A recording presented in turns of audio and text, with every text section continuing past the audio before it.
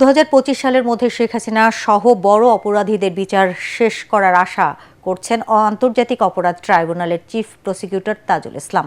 সাংবাদিকদের সাথে নতুন বছরের শুভেচ্ছা বিনিময়ের সময় তিনি বলেন, 2025 সাল হবে সাবেক প্রধানমন্ত্রী শেখ হাসিনা ও আওয়ামী লীগের মানবতা বিরোধী অপরাধের বিচারের বছর। তিনি বলেন, জুলাই আগস্টের ঘটনায় তদন্ত চলমান আছে, শেষ হলেই বিচার শুরু ও শেষ হবে। নতুন বছরে জুলাই আগস্টের সকল অন্যায় জুলুমের একটি প্রতিকার আসবে বলেও আশা প্রকাশ করেন তিনি। চিফ প্রসিকিউটর জানান, আন্তর্জাতিক অপরাধ ট্রাইব্যুনালের মূল ভবনের সংস্কার কাজ শেষ, শীঘ্রই উদ্বোধন করবেন প্রধান বিচারপতি সৈয়দ রেফাত আহমেদ। এদিকে 5 আগস্টের চাংখারপুলে 5 জনকে হত্যা মামলায় পুলিশের কনস্টেবল সুজনের বিরুদ্ধে গ্রেফতারি পরোয়ানা জারি করেছে ট্রাইব্যুনাল। তাকে 12 জানুয়ারি আদালতে হাজির হওয়ার নির্দেশ দেওয়া হয়েছে।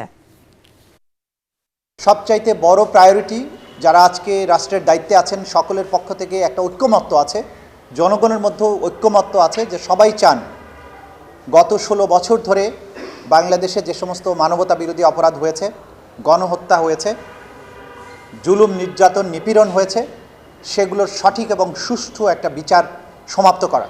আমরা চেষ্টা করব 2025 সাল যেন বাংলাদেশের জন্য একটা সুবর্ণ ইতিহাসের বছর হয় এবং এইটার মধ্য দিয়ে, এই বছরের মধ্য দিয়ে যে বড় বড় অপরাধী আছে, যে বড় বড় অপরাধ আছে, সেগুলোর বিচার প্রক্রিয়ার একটা সমাপ্তি ঘটানো যায়।